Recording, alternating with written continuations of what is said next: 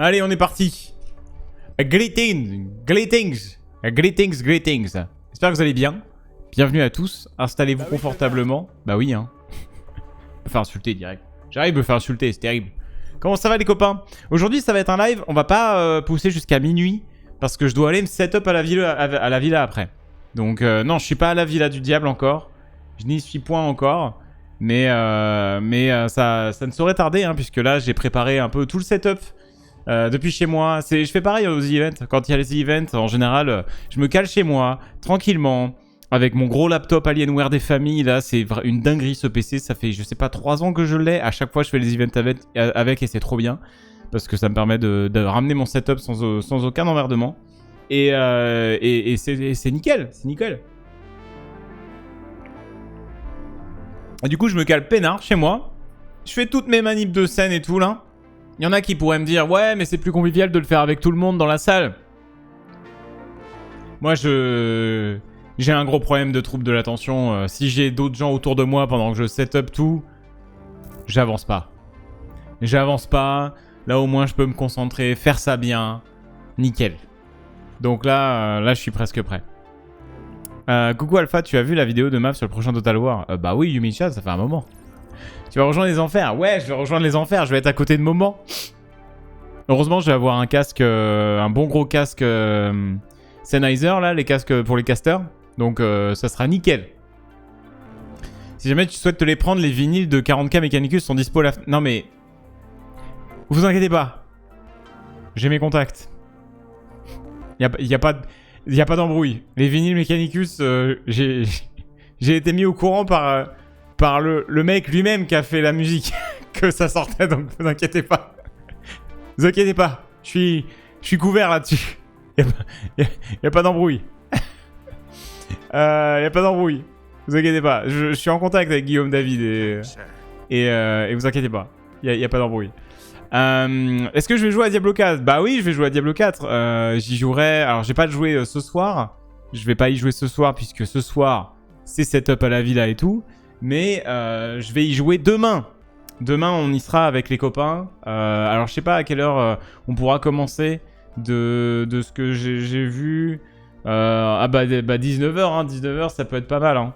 19h, allez. 19h, allez. Demain, 19h, ce serait top. J'aimerais bien, parce qu'en fait, le truc, c'est que demain, vu qu'on est à la villa et tout, je pense que tout le monde va commencer à doser super tôt.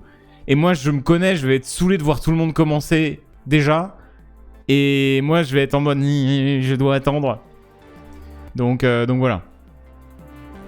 J'ai pu voir Ted jouer à Elden Ring cet après-midi, j'étais plié. Ah, c'est un plaisir. Ted qui joue à Elden Ring, c'est un énorme plaisir.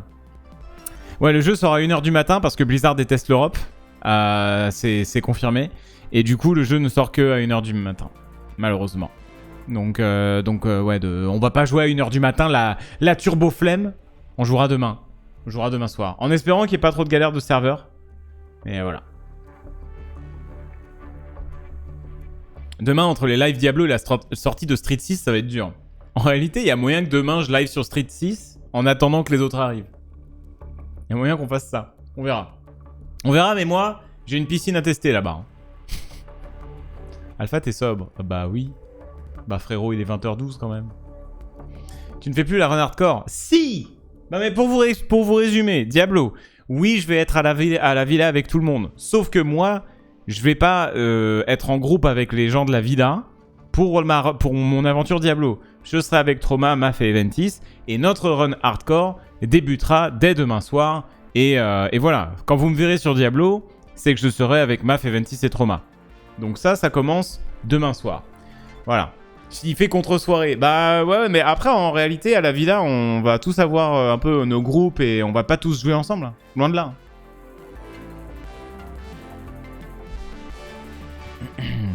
Ou quand ce sera mort après 1 heure de jeu devant le boucher. Mais non. Mais non. Vous inquiétez pas.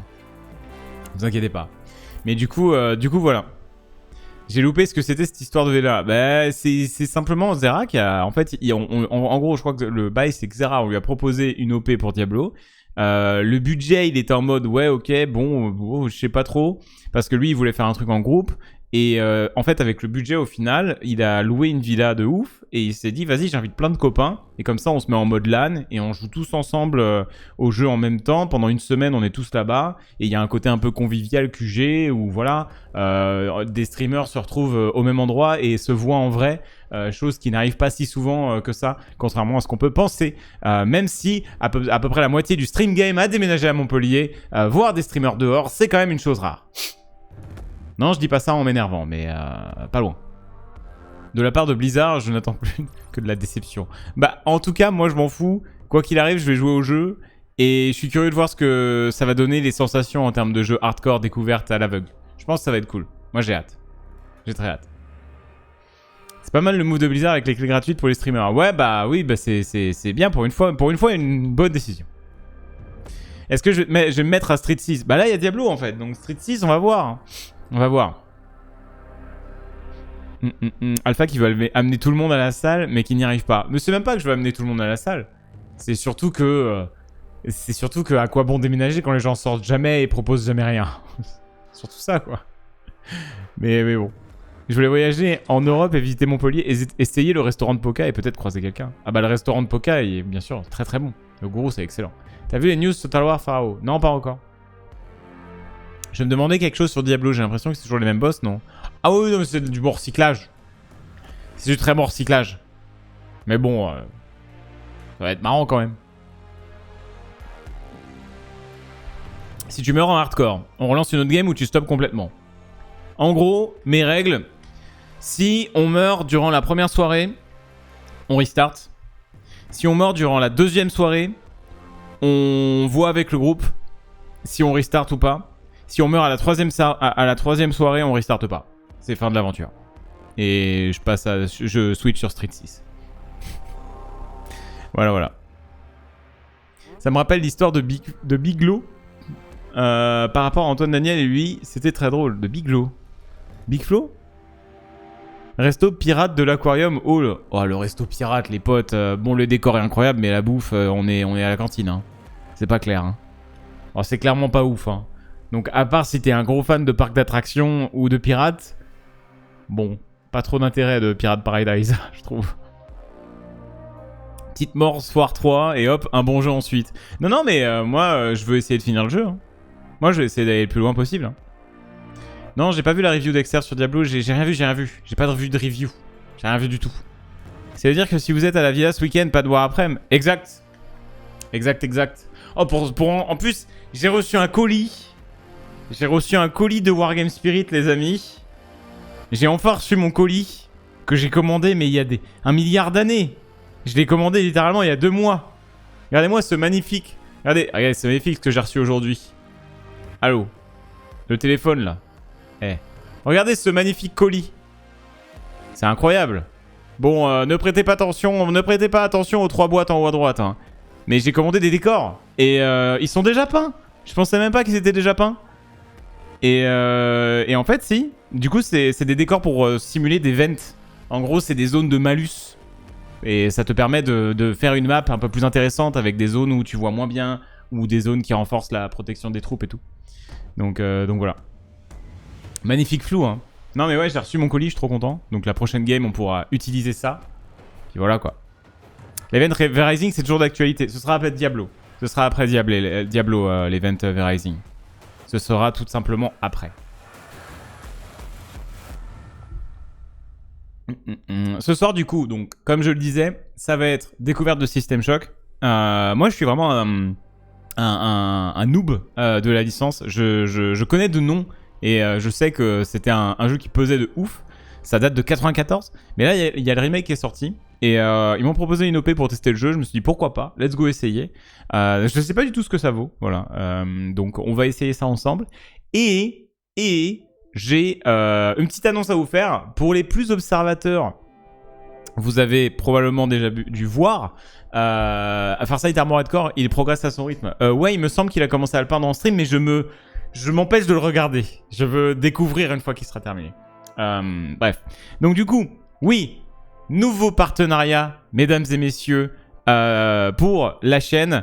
Il s'agit, c'est un partenariat un petit peu spécifique puisque c'est mon premier partenariat avec une marque un peu, on va dire, pas forcément gaming. C'est la marque Allscairn. Donc c'est une marque de montres, de bijoux, accessoires. Alors il y a pour hommes, aussi pour femmes.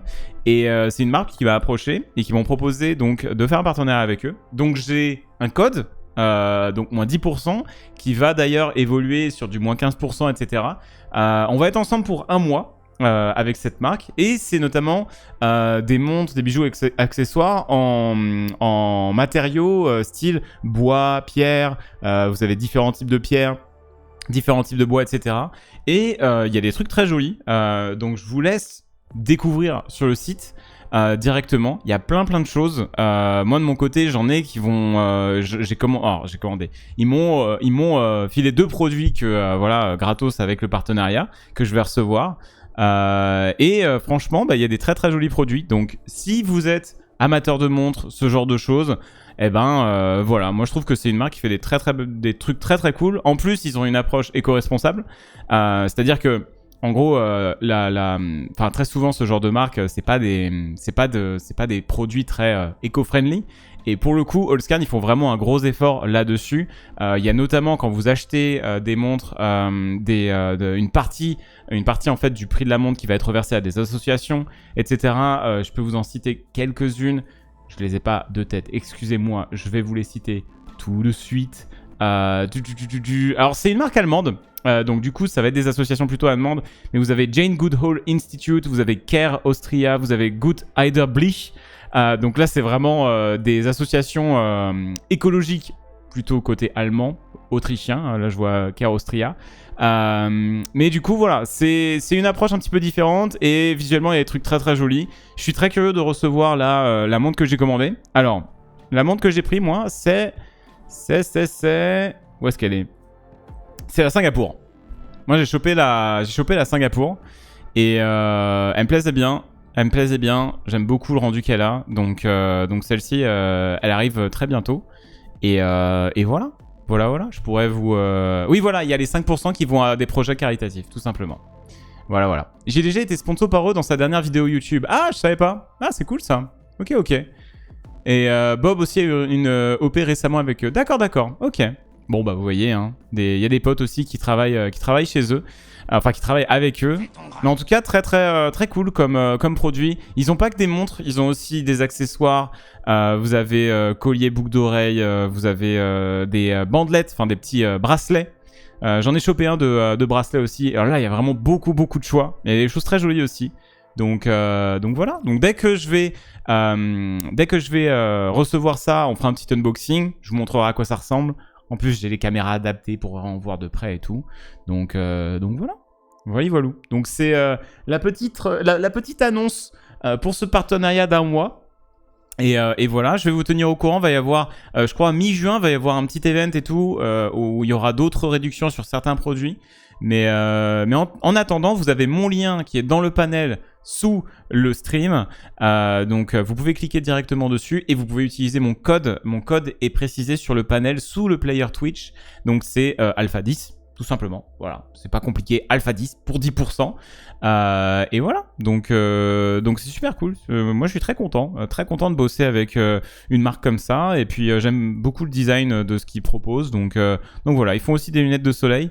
Et puis encore une fois, c'est pas que pour hommes, c'est aussi pour femmes. Il y a vraiment de tout, pas mal de choix. Donc voilà, n'hésitez pas. Moi j'ai hâte de recevoir ma montre, hein, parce que j'ai une montre moi. La petite histoire, c'est que j'ai une montre, mais qui date de fou.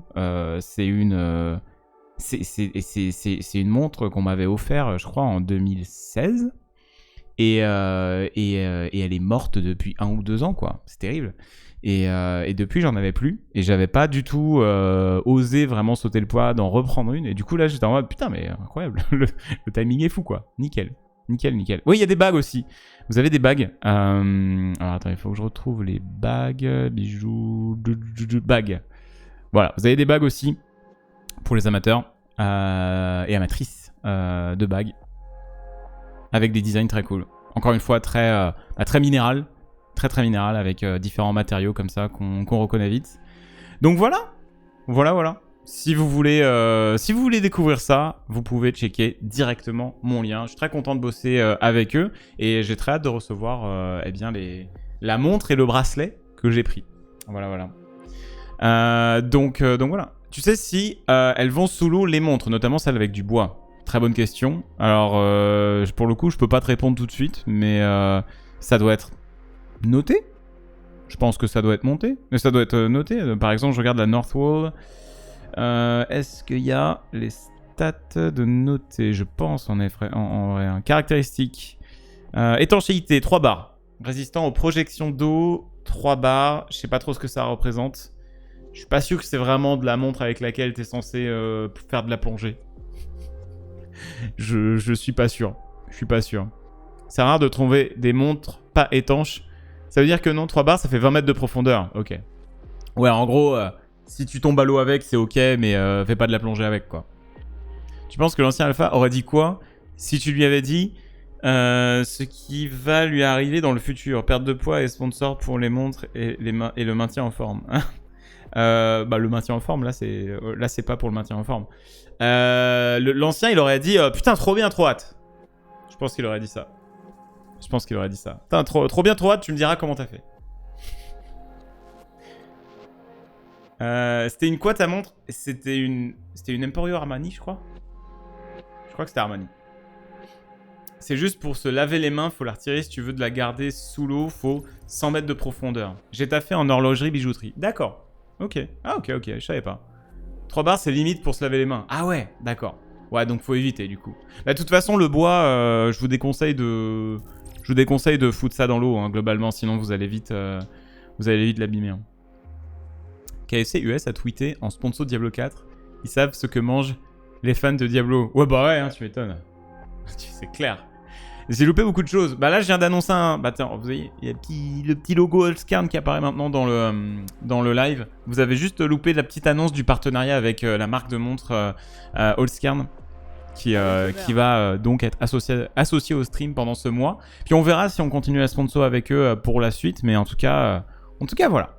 Ouais, leurs produits sont très classe, donc je suis vraiment content de bosser avec eux. On va se faire un petit shooting photo en mode on fait le beau. On fait le beau, mais on n'assume pas. Je mets pas de montre, mais le reste, les bagues, etc., a l'air trop quali. Ouais, moi j'ai pris les bracelets, parce que de mon côté j'ai ça, que j'aime bien le rendu que ça, mais bon c'est un peu cheapos quoi, c'est vraiment un truc... Et le problème c'est que c'est magnétisé, vous savez les petits bracelets magnétisés comme ça, c'est sympa au début, mais très vite ça s'abîme, ça rouille et tout, enfin c'est l'enfer. Moi le mien il est encore plutôt fonctionnel, mais ça s'abîme très vite. Et du coup là, je suis curieux de tester le bracelet que j'ai commandé chez eux. Moi ça tient plus, ouais c'est ça. En fait le problème des trucs magnétiques c'est que ça paraît être une bonne idée au début, c'est assez élégant, ça se ferme tout seul et tout. Mais très vite ça s'abîme et au bout d'un moment ça ferme plus, tu vois. Donc ouais. Shooting photo, Jojo pose. Ah mais bien sûr, la Jojo pose comme ça. Ouais. Ah, en vrai c'est obvious, il faut que je la fasse. Là, c'est vraiment la Jojo pose parfaite avec la montre là. Bonjour à tous. mais ouais, en tout cas, content de vous annoncer ça. Ça fait longtemps en plus que j'avais été contacté par eux et au début on avait répondu et on n'avait pas eu de nouvelles. Et puis là, c'est revenu. Et puis ils étaient chauds pour bosser avec nous, donc ouais, très content, donc n'hésitez pas à utiliser mon lien. Et puis, je suis très curieux de vos retours aussi sur les produits pour ceux qui vont recevoir, qui vont prendre des petites choses et tout. Il y a vraiment plein d'options. Pareil, cadeau pour le copain, la copine. N'hésitez pas, il y a tout un onglet idées cadeaux aussi. Donc voilà. Tu peux pas changer les aimants ou en poser des plus puissants pour les remagnétiser. En fait, au prix de ce truc, je pense pas que ça vaille le coup. Vaut mieux t'en racheter un autre, à mon avis. J'avoue, photo de Jojo avec jolie lumière, petit flou en arrière, trop artistique, lol. Trop original, hein, la Jojo pose en 2023. C'est un lien ou un code, je suis pas sûr d'avoir compris. Alors le mieux c'est d'utiliser mon lien. Point d'exclamation Holzkern dans le chat et vous allez arriver direct sur le site. Sinon vous cliquez sur le panel sous mon player Twitch et en fait ça passe par mon lien. Donc ça montre que ça montre à la marque que la sponsor fonctionne, hein, parce que en gros ils voient qu'il y a des clics qui passent par mon lien. Mais ensuite si tu veux la réduction c'est mon code. C'est mon code. C'est un Z. J'avoue que c'est dur à épeler, c'est Holzkern. Normalement, ça devrait fonctionner si tu tapes point d'exclamation Holzkern. Mais voilà, mais sinon, c'est mon code pour avoir la réduction. Je crois pas que juste c'est pas comme Display, tu sais, où t'as la réduction si tu passes par mon lien. Oui, voilà. Freddy là. Freddy il l'a fait pop. Nickel. Coucou Alpha. Alors le Spider-Man en animation intéressé. Ouais, il y a moyen que j'aille le voir au ciné. J'ai vu Les Gardiens 3. Bon, Drax, meilleur personnage. Drax, juste meilleur personnage de bout en bout. C'était sympa, Gardien 3, je l'ai trouvé bien mieux que le 2. Mais pas aussi bon que le 1. Pour moi, le meilleur, c'est le 1. Mais ouais. Ouais, le Spider-Man, je suis curieux d'aller le voir. De toute façon, d'un point de vue animation, il est fou. Il est fou. Hello, j'avais acheté un bracelet masculin, c'était plutôt quali. Bah écoute, trop hâte de recevoir le mien, moi. J'ai vraiment hâte. On est d'accord, Drax supérieur à tous, mais... La scène où il est en mode, la bagarre. Il m'a tué de rire, quoi. Il fait vraiment rire, quoi. Salut Bastien. Ah, ça va très bien. Ça va très très bien. Mon Spider-Man préféré, les gens disent ça compte pas, c'est pas live, mais meilleur film Spider-Man pour moi. Ouais. Bah moi j'avais beaucoup aimé en tout cas le précédent. Donc ouais. Et c'est quoi ton collier Alpha? Alors là c'est un truc vraiment ultra basique. Hein. C'est juste une lanière, enfin là c'est un collier avec une petite corde cuir classique, avec une pièce de 5 yens. C'est juste une pièce de 5 yens que j'ai ramené du Japon. Parce que c'était un souvenir qui m'avait... Enfin, le voyage au Japon m'a marqué de fou. Et je me suis dit, vas-y, je me fais ça un petit peu en souvenir. C'est juste une pièce de 5 yens. Le weeb ultime. C'est une vraie dent de requin, monsieur. Il y a que l'argent qui compte. Le mec, il a de l'argent autour du cou, quoi. Est-ce que tu as vu le gameplay reveal de Total War Pharaoh? Ah, il y a un gameplay reveal. Oh, on pourrait peut-être se mater ça avant de décaler sur System Shock. Ça pourrait être une bonne idée, ça. Ça pourrait être une bonne idée. Le 2 est meilleur, je trouve. Je pensais pas ça possible. Ah ouais, putain, Spider-Man. Waouh. Maf a fait une vidéo. Non, mais je peux regarder le trailer aussi, hein, et je peux analyser sans forcément regarder la vidéo de Maf. Attendez. Je vais regarder. I'm gonna check it out. Oh, c'est 45 minutes à l'aide. Ouais, mais non, mais on a pas le temps, là. Hein. La vidéo de Maf, elle fait combien de temps? Elle dure combien de temps, celle de Maf? Ah, 13 minutes 55. Bon, on va regarder la vidéo de Maf. Hein. Allez. Voilà. Qu'est-ce quoi? Comme ça, il n'y aura pas de désynchro labial. Bonjour à tous, bonjour à toutes, bienvenue pour cette vidéo. Troll. On va parler de Total War Pharaoh aujourd'hui puisque j'ai eu l'occasion en tant que partenaire bon, de check ça et ensuite on décale sur System tester Shock. le jeu il y a quelques jours, une session test d'ailleurs, précisons-le, qui s'est passée dans de très bonnes conditions puisque j'ai pu en fait télécharger une version jouable sur mon ordinateur. On ne contrôlait pas un ordinateur à distance. Donc j'ai pu le tester sur mon ordinateur, sans latence, sans rien, dans de bonnes conditions, donc pour pouvoir vous donner un aperçu. Il m'a rien dit. Il m'a rien dit. Il m'a rien dit. Hein. Il nous dit rien. Vraiment, il pourrait nous donner les infos et tout. Hein. Nous, on se donnait les infos sur Overwatch entre potes, hein, mais il faut croire qu'on n'est pas potes. Assez direct de ce que va être le jeu. Alors cette session test était focalisée sur les batailles. On n'a pas pu jouer au mode campagne, on n'a pas pu voir tourner le mode campagne, on ne sait rien par rapport à ça. Parce qu'il déteste Robert Hue. 3 batailles différentes, dont une bataille de siège, avec des unités de début de campagne, des unités de fin de campagne. On ne pouvait pas faire nos listes d'armées comme on voulait, hein. Tout était prêt. Je vous dis depuis, également. Je vous dis, Maf et moi, la relation a changé depuis qu'il s'est pris des coups de railgun. Depuis la bataille de la tartine, plus rien n'est similaire. Tout a changé depuis la bataille de la tartine. C'est des sourires, on accepte de faire des lives avec moi pour me faire plaisir, mais je sens qu'il n'y a plus cette... Vous voyez? Quelque chose s'est brisé. Pas que l'armure de ces Iron Hands. Mais on a pu tester donc 3 batailles différentes avec des conditions différentes.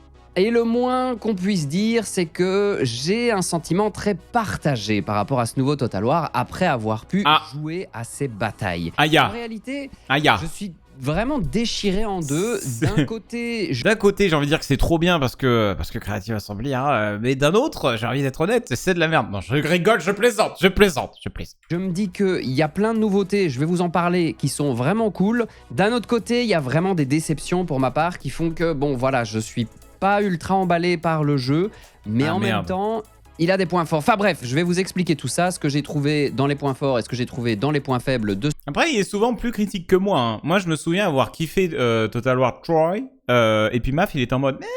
mais moi, j'avais passé un bon moment, donc en réalité, Maf est assez critique. Ça, faut le dire quand même. Pour un influenceur, principalement Total War, qui est dans les petits papiers de Creative Assembly, je trouve qu'il reste vachement honnête et critique. Donc, bon point pour Maf là-dessus, parce que c'est pas tous les influenceurs qui sont main sur un jeu qui savent l'ouvrir quand il faut l'ouvrir. Et ça, je tiens à dire, bravo Maf pour la franchise, parce que c'est pas tout le monde qui n'hésite pas à mettre des petits coups de scie dans la branche d'arbre sur laquelle ils sont assis des fois, même si ça peut, tu vois, genre techniquement pas être bon pour leur vue ou quoi ou machin. Il fait pas de la hype quand lui-même n'est pas hypé sous prétexte que ça peut juste voilà enfin, vous voyez, il y a pas de, on sent pas le conflit d'intérêt. Il est transparent avec nous, donc ça c'est cool. Moi je respecte beaucoup Maf sur ça.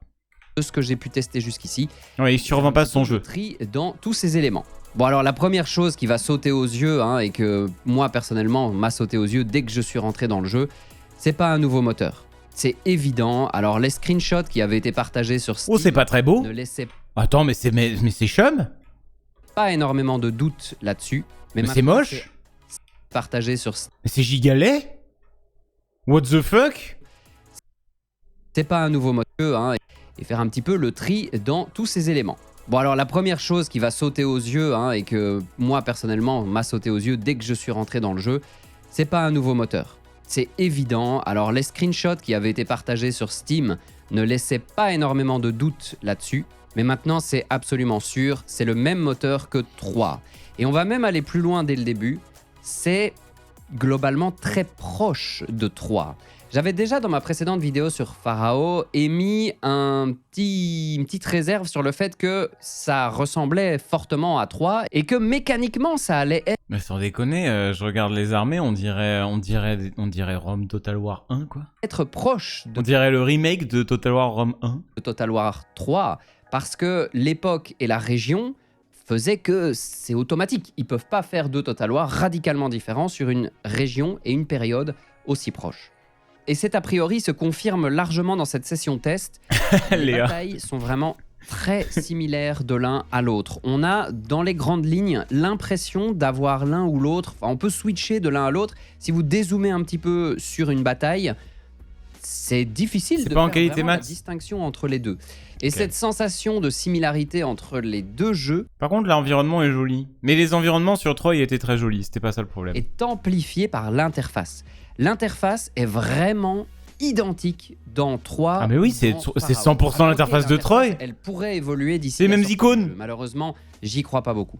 Pour moi, l'interface d'un Total War, c'est une des choses qui va vraiment marquer l'identité du jeu qu'il est. Si vous prenez l'interface des 3 royaumes, l'interface de Warhammer, l'interface de Rome 2, l'interface de Medieval, peu importe, l'interface de Je suis désolé, mais Total War 3 Kingdoms, meilleur putain de Total War. Warhammer, l'interface de Rome 2, l'interface de Medieval, peu importe. Juste revoir le charisme de l'interface de 3 Kingdoms, Et ça se marque elle est si belle. Dans l'interface aussi. D'un autre côté, on pourrait voir le verre à moitié plein et se dire que Total War 3 était un très beau Total War. On le dit pas assez, mais 3 Kingdoms, c'est un tel banger ce jeu. C'est incroyable. Il a un tel flow visuellement. Et artistiquement, il y a rien qui pêche. Il est... Double chef kiss. Quand vous regardez des paysages de Total War 3, franchement, ils sont magnifiques. Les effets de lumière sont superbes, les décors sont toujours très bien faits, ils sont assez vivants. Bref, c'est pas péjoratif de ressembler à Total War 3, c'est juste que ça donne le sentiment aux joueurs d'un manque d'évolution. Donc ça n'attire pas vraiment. Mais est-ce que c'est vraiment un énorme point négatif pour autant? Ça dépendra des joueurs. Ensuite, il faut voir un peu les nouveautés pour ce Total War Pharao. Et là, on va se tourner un petit peu sur justement, d'abord, les effets visuels. Donc, comme je le disais, le moteur de base, c'est celui de 3, ça se voit et visuellement, c'est quasiment la même chose. Mais j'ai trouvé des effets de météo. C'est les effets de météo, c'est cool. Plus fin. C'est cool ça. Et c'est un des grands points forts dans les batailles de ce Total War. La première fois d'ailleurs dans la saga Total War, on a une météo vraiment évolutive au fil d'une bataille et qui... Ah par contre... C'était dur à l'époque, les tenues vestimentaires. Les chapeaux. Les chapeaux et les bretelles. Oh la vache. Oh ouais, ça transpire pas le charisme, les troupes à l'époque. Qui va impacter le champ de bataille directement. C'est-à-dire que vous pouvez commencer une bataille en plein soleil. Les ruches d'abeilles au casque, ouais. Une pluie diluvienne ou une tempête de sable. ces effets météo sont très bien faits, les transitions sont très bien faites. Donc on voit la météo qui change petit à petit. Au Ça, début, c'est vrai que des c'est très touches cool. un peu subtiles et puis hop, on passe vraiment à la nouvelle météo. Donc ces transitions sont bien travaillées, cet aspect-là est vraiment bien travaillé. Et ce que j'ai trouvé très chouette, c'est que ça a un impact sur le champ de bataille. Donc, par exemple, une tempête de sable va avoir des effets négatifs sur vos unités, sauf que toutes les unités ne sont pas logées à la même enseigne. Certaines unités vont être immunisées en quelque sorte, ou en tout cas vont prendre moins d'effets négatifs dans une tempête de sable. Donc, ça rajoute une couche tactique qui est, je trouve, fort intéressante dans le jeu. Le fait que pendant la bataille, la météo évolue, vous devez repenser. Bon, après, intéressante. là, vous voyez, Donc, en fait, le problème... En tout cas, vont prendre... Le problème, là, c'est que... Bon, il y a une tempête de sable, l'effet est cool. Maintenant, en termes de... Alors, parce que là, je regarde les malus, moins 20% de portée, moins 10% de vitesse, moins 10% de vitesse de charge, plus 10% de temps de rechargement de l'arme. La visibilité est réduite, donc ça, en effet, ça peut être intéressant en termes de réel effet de gameplay. Et inflige un peu de dégâts constants à toutes les unités. Ça, c'est chiant de fou. Ça, c'est un vrai effet de gameplay qui te force à agir vite. Et ça augmente la fatigue des actions. Donc, en réalité, j'allais dire au début, ouais, juste des 10% de ci, de là, on s'en fout un peu, mais en vrai, non, c'est vrai que ça a un effet, ça a un réel effet. Prendre moins d'effets négatifs dans une tempête de sable. Donc, ça rajoute une couche tactique qui est, je trouve, fort intéressante dans le jeu. Le fait que pendant la bataille, la météo évolue, vous devez repenser votre stratégie au fil du temps, et peut-être que des unités qui au début de la bataille étaient considérées comme un peu plus faibles vont devenir les plus intéressantes en fin de bataille parce que la météo a changé et leur convient mieux. Ensuite, on a l'évolution du terrain et ça va aussi être lié à la météo. Par exemple, dans ce Total War, vous avez beaucoup de propagation de feu. Donc vous avez les forêts, les bâtiments... C'est bien pour un Total War où on se bat dans le désert la moitié du temps.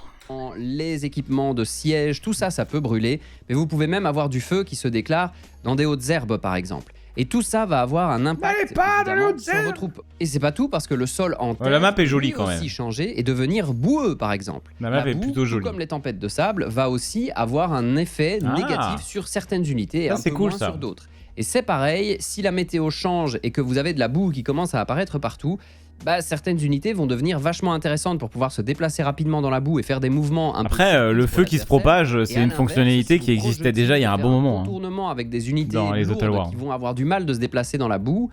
S'il y a de la boue qui apparaît à ce moment-là, va falloir revoir votre stratégie. Autre nouveauté de ce Total War qui va également nécessiter qu'on fasse gaffe pendant Total War Evelyn Delia réfléchisse à comment on fait évoluer sa stratégie au fil d'une bataille, c'est le fait que les armures vont s'user au fil d'un combat. Là... Ah non, hein. C'est bon là, les trucs qui s'usent là. Non.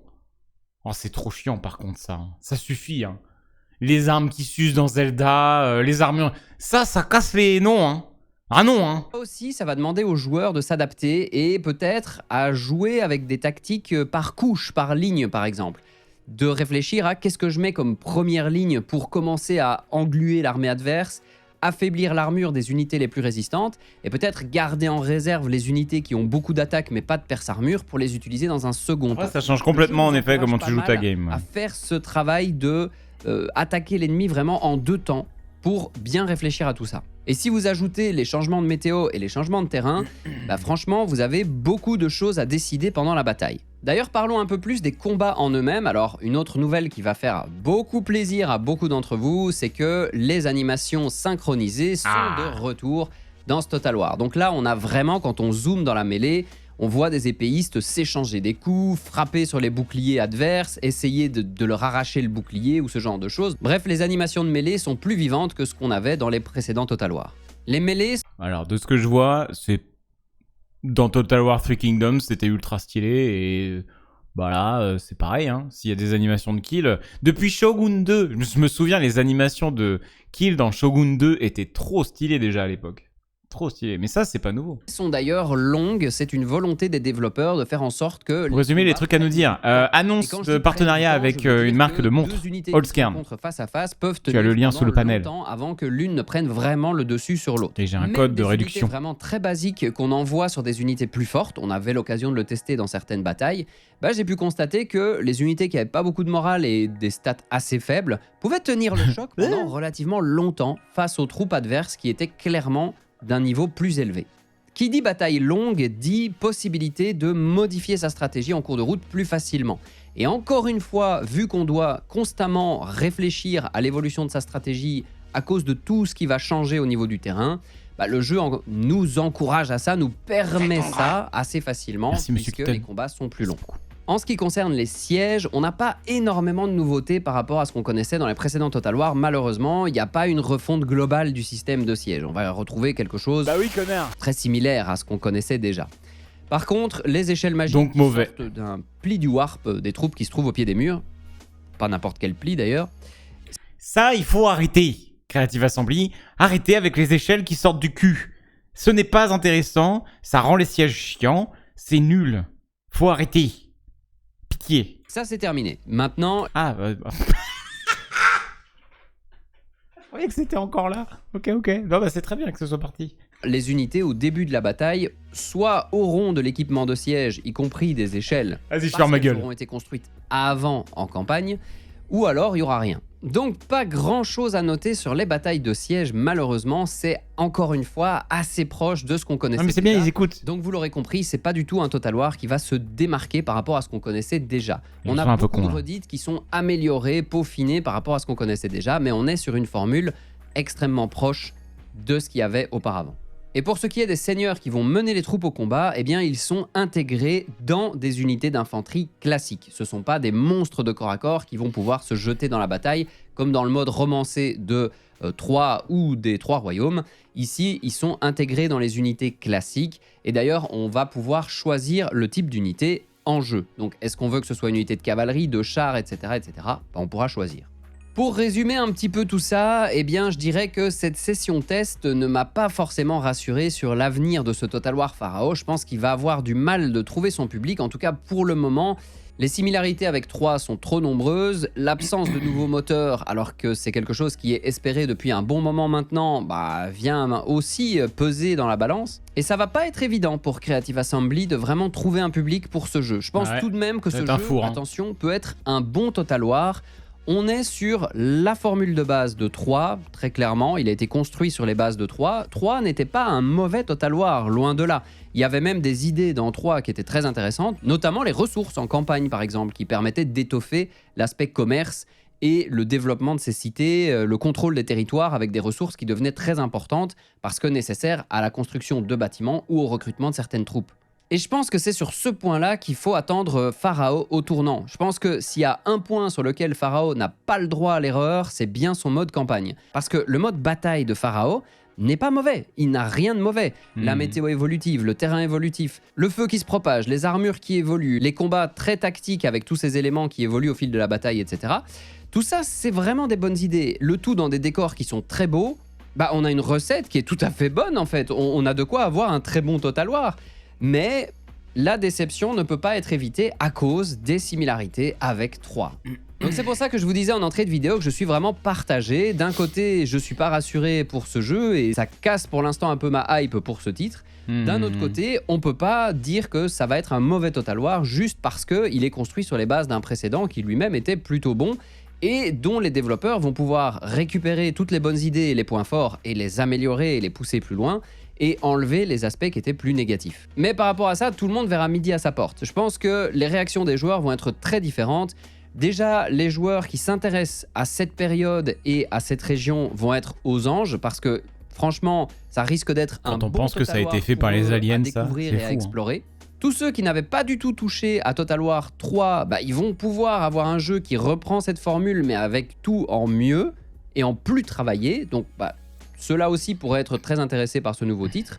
Par contre, les joueurs qui jouent à tous les Total War depuis un moment risquent fortement de sauter celui-là parce que c'est pour l'électricité, ils auront l'impression d'y avoir un peu déjà joué. Mais encore une fois, le mode campagne, c'est vraiment le truc qu'il faut attendre là maintenant. J'espère qu'ils vont reprendre la mécanique de gestion des différentes ressources de 3 et qu'ils vont le pousser encore plus loin, le rendre encore plus intéressant, qu'ils vont rendre la diplomatie intéressante. C'est moi qui ai branché mon piranha, vous j'espère inquiétez depuis pas. un bon moment et qui n'est pas lié au moteur ou quoi, qui est possible dans ce Total War. C'est une gestion des ravitaillements qui soit beaucoup plus poussée que ce qu'on connaît maintenant. Les stocks de flèches, de projectiles, etc. qui se reconstituent par magie entre deux batailles, je suis pas fan du truc. J'aimerais que les Total War poussent un peu plus loin la gestion des stocks de ces projectiles, de ces consommables dans les armées, et qu'on doive jouer avec ça. À chaque fois, je bait les gens quand je fais ça. Lors d'une campagne. Et il y a plein de nouvelles petites mécaniques de campagne qui pourraient apparaître liées à ça. C'est un exemple parmi d'autres, mais voilà, c'est le genre d'évolution que j'adorerais voir arriver dans ce Total War, histoire de montrer que le mode campagne a été fort travaillé et apporte de nouvelles idées, un vent de fraîcheur par rapport à tout ça, et nous apporte plus de gestion pour la campagne. Voilà, j'ai fait cette vidéo en essayant d'être le plus objectif possible, hein, autant que faire se peut. Donc, en n'effaçant pas les déceptions que j'ai pu avoir, j'ai essayé de vous les dire et de dire exactement pourquoi j'étais déçu sur certains points et d'être assez clair là-dessus. Et en même temps de souligner aussi les choses qui m'ont plu et qui peuvent devenir de vrais points forts pour le jeu pour la suite. Je vous laisse me dire ce que vous en avez pensé dans les commentaires. Est-ce que vous pensez de cette évolution de Total War également? Et je vais préparer une autre vidéo pour parler un peu justement de l'évolution des Total War, parce que pour le moment, on a un peu un sentiment de bordel. Et il se passe des choses chez Creative Assembly. Il y a encore eu des articles qui sont parus sur leur blog il n'y a pas très longtemps et qui laissent à penser qu'il pourrait se passer des choses sous peu. Mais on va en reparler dans une autre vidéo parce que le sujet est assez gros à aborder. Bref, je vous dis à bientôt. Total War 40K déjà. On est tous comme ça de toute façon. Ouais, hein. C'est dommage, hein. Je vous cache pas que moi, Troy, ça me donne plus envie que Pharaoh en fait. Parce que le truc, c'est que Troy, j'adorais moi j'aime beaucoup l'Iliade. Vraiment, je trouve ça passionnant comme période et comme histoire. Enfin, vraiment, tout le siège de Troie, tout ça, enfin, vraiment, tout le récit autour de ça, c'est trop stylé. Genre, je me souviens qu'à l'approche de Total War Troy, je m'étais rematé les documentaires sur ça, et tous ces personnages légendaires qu'il y avait à cette époque-là. Là, le temps des pharaons... Bon, après, j'y connais R, hein. Donc du coup, forcément, ça aide pas. Mais ça me fait moins rêver, quoi. Je sais pas. À mon avis, ça va être un giga four. Je pense que Total War Pharaoh, ça va être un énorme four. Mais ouais. Ouais. Biberonné à Age of Mythology. Bah oui. Oui. Non, mais bien sûr, l'Iliade, il y a ce côté mythologique. Donc forcément, c'était très... Enfin, c'est très romancé. Un peu comme Three Kingdoms. Et c'est pour ça qu'en fait, c'est des settings super cool. C'est parce que ça partage le côté historique et le côté mythe, tu vois. C'est génial. Salut Trauma. Les pharaons, c'est moins héroïque. Bah ouais, et puis t'as moins l'impression qu'ils se différencient des masses, quoi. En termes de culture et tout, ça reste la culture égyptienne. Et du coup, on va être beaucoup dans ce style-là, tu vois. Alors que Troy, ça couvrait la Grèce, Turquie, l'Égypte. T'avais plein de trucs. Vraiment, t'avais de tout, quoi. Et puis, t'avais les dieux, selon les dieux que tu servais, les temples et tout, qui te donnaient des bonus. Enfin, je sais pas, je trouvais ça trop cool, moi. J'ai trop aimé. La map de Troy était sublime, en plus. Vraiment. La map de Troy, avec, vous savez, ces sortes d'illustrations comme des vases grecs, là. C'était trop beau. Franchement, c'était... Troy, moi, j'ai vraiment trouvé que c'était bien. Hein. Et là, ce Total War Pharaoh, j'avoue qu'il me donne carrément moins envie, en fait. En fait, limite entre Total War Troy et Pharaoh, limite, je me demande si Troy me plairait pas plus en tant que Total War, genre classique, et Pharaoh plutôt en Total War Saga, tu vois. Mais, ouais, je sais pas. Ça aurait été sympa qu'ils mettent de la mythologie dans Pharaoh. Oui, il pourrait, mais bon, après, à chaque fois, est-ce que tu fais un titre fantasy ou un titre historique, quoi. Mais ouais, je sais pas. Mais depuis tout à l'heure, vous me parlez de... On va pas tarder avec System Shock, mais depuis tout à l'heure, vous me parlez de... de la vidéo de Exerve sur Diablo. Il a fait sa critique. Il a fait sa critique sur Diablo. Ah, il a fait le test sur Diablo 4. Il a fait son test sur Diablo 4, c'est ça? Si tu veux des Pharaoh Fantasy, tu joues Roi des Tombes sur Total War Warhammer 3. Oui, voilà. Il a détruit Diablo. Ah ouais? Aïe. Excellent test. Ça va piquer, j'imagine. Moi, après, Exerve, je suis assez souvent... En fait, moi, j'ai commencé à regarder Exerve pour ses guides sur Dark Souls 2. Quand j'ai commencé à jouer à Dark Souls 2, je regardais ses guides. Et j'avais vu quelques reviews. Dernièrement, j'avais pas été d'accord avec sa review sur Nioh, parce que je trouvais qu'il avait très vite un peu baissé les bras et arrêté vraiment d'essayer. Alors que le jeu était mieux que ce qu'il avait analysé. Enfin, je trouvais que son analyse avait été un peu hâtive. Mais sur Diablo, je me demande si je serais pas curieux de voir son avis quand même. Sur Wolong. Oui, pas Nioh, pardon, Wolong. Sur Wolong. Il l'a pas détruit, il a expliqué pourquoi il était déçu par rapport à ses attentes. Bah oui, connard. Il fait un test honnête sur Diablo 4, c'est un jeu qui s'égare, le produit d'un studio à la dérive. Il autorise à regarder en stream ces vidéos ou pas? Parce que pour le coup, s'il est pas ok avec ça, je vais pas non plus, pas le faire quoi. Enfin, je vais pas non plus le faire. Mais je sais pas si globalement les gens, les gens ont le droit de regarder cette vidéo en stream. Si ça le fait chier ou pas. Merci Phenox pour les 36 mois, merci beaucoup.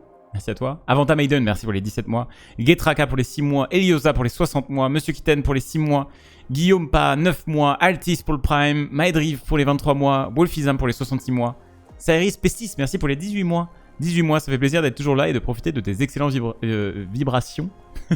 Merci de m'accompagner dans la croissance de mon baby. Merci beaucoup, Cyrus. Et bonne grossesse. Oui, les chill.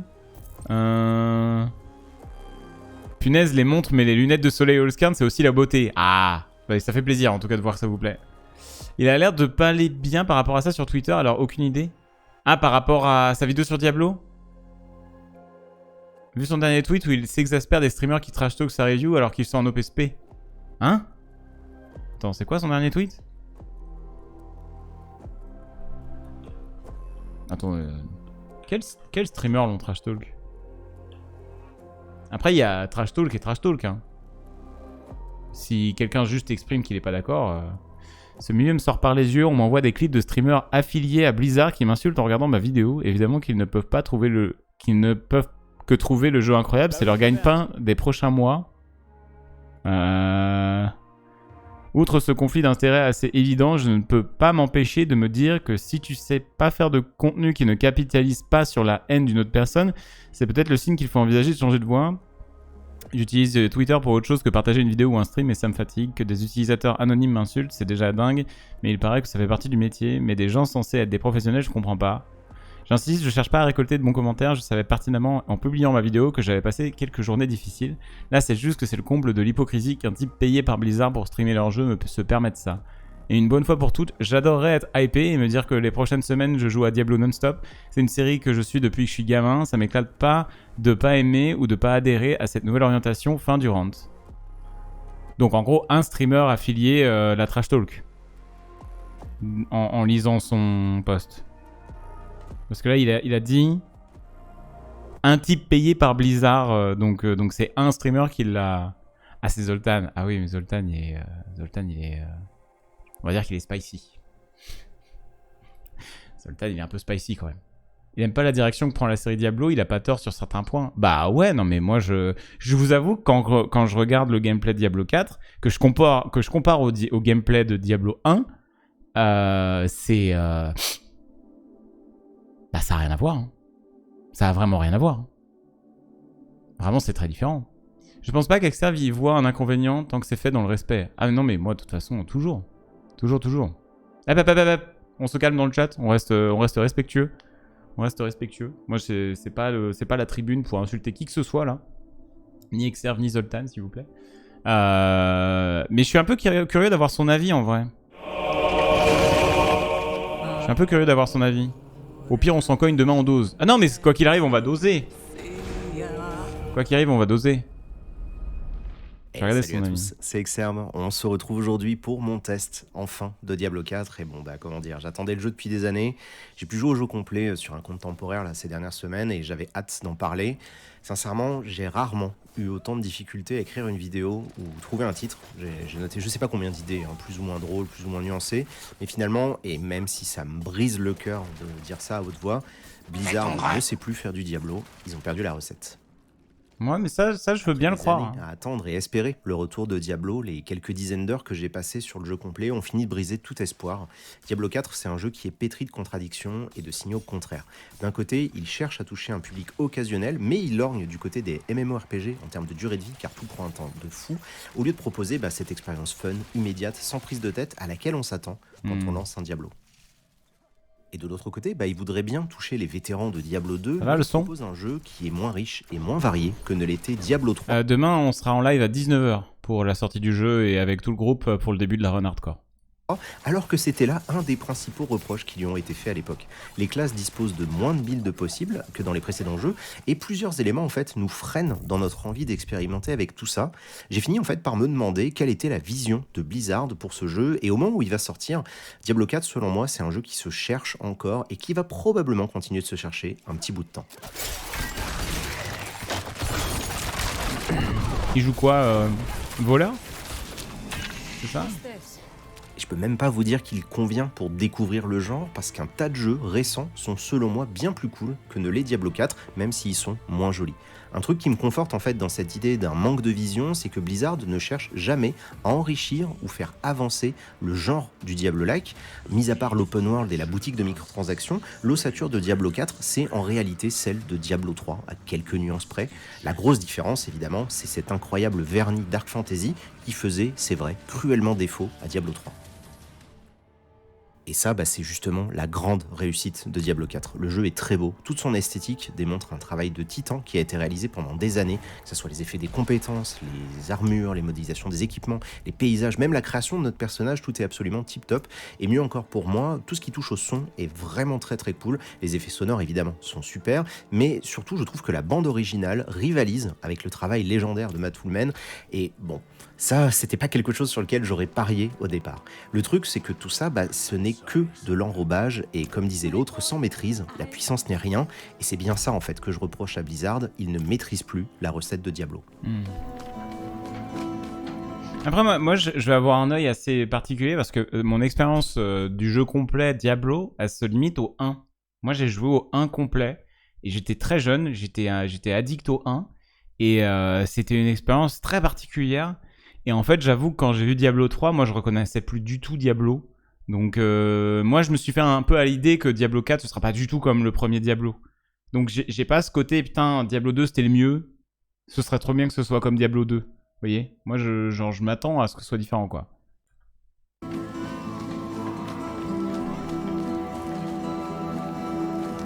J'avoue que les musiques sont belles.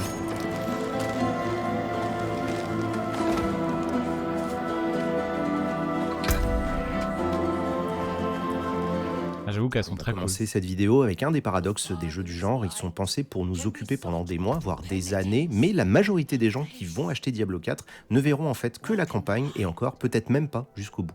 Si vous avez joué à la bêta, vous savez en fait à quoi vous attendre, on va enchaîner les actes, on est accompagné en anglais par l'incroyable voix de Ralph Ineson qui double Loras, qui est un vieux mage Horadrim un peu désabusé qui voyage à nos côtés. Et pour l'anecdote, c'est également lui qui double Sid dans FF16 qui sort dans quelques semaines.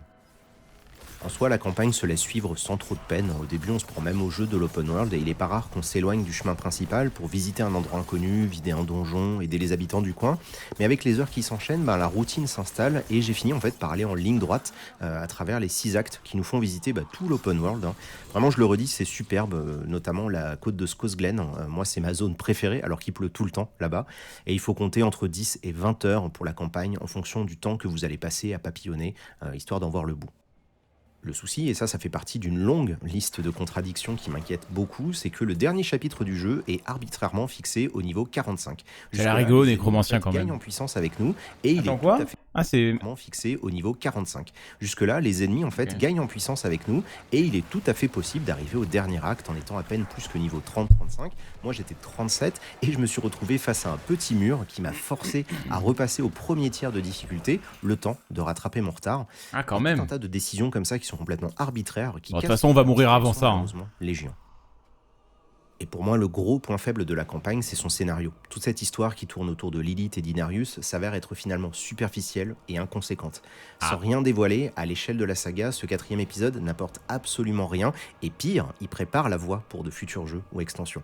Le tout en faisant évidemment bien attention à prétendre que le 3 n'a jamais existé, tout en brossant les fans de Diablo 2 dans le sens du poil, quitte à tomber dans du fanservice particulièrement cringe et absolument pas subtil.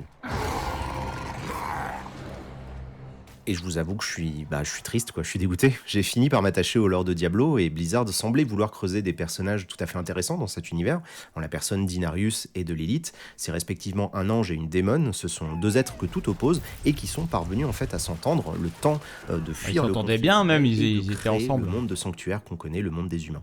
On aurait pu imaginer que Ils le faisaient jeu le sexe allait explorer ensemble. les limites entre le bien et le mal, la possibilité de faire des compromis.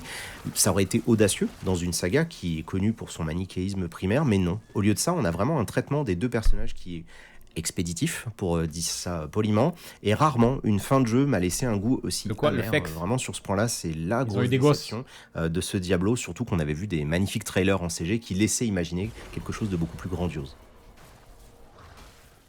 L'idée derrière Diablo 4, Oula, c'est il y a de des lags, proposer hein. un monde ouvert, donc un argument désormais classique des jeux à gros budget. Et dans le cas présent, le terrain de jeu sert autant à la campagne qu'au contenu endgame. Malheureusement, sa construction est Oh, très putain, il est contenue. stylé, ce On se spell. balade de ville en ville, de pack de monstres en pack de monstres, avec parfois un donjon ou un PNJ pour briser la routine. On traverse en fait des zones qui sont parfois très vides, sans raison, et ensuite on est noyé sous les monstres. Ça rend l'exploration pas très fun, et en plus on obtient le cheval, qui change quand même pas mal la donne, qu'au tout début de l'acte 4, donc pas mal d'heures après le début de l'aventure. Le truc, c'est que l'exploration, elle est un peu obligatoire à cause de ce qu'ils appellent les points de renommée, qui débloquent des trucs essentiels dans le jeu, comme le nombre de potions dont on dispose, ou bien des points de compétences bonus. Ouais, ça te force à nouveau, explorer, là, on en a une gros. contradiction. L'open world, c'est censé être synonyme de liberté, et là, en fait, on est quelque part forcé de jouer comme le studio l'a décidé. Ça, c'est trop chiant, je déteste ça.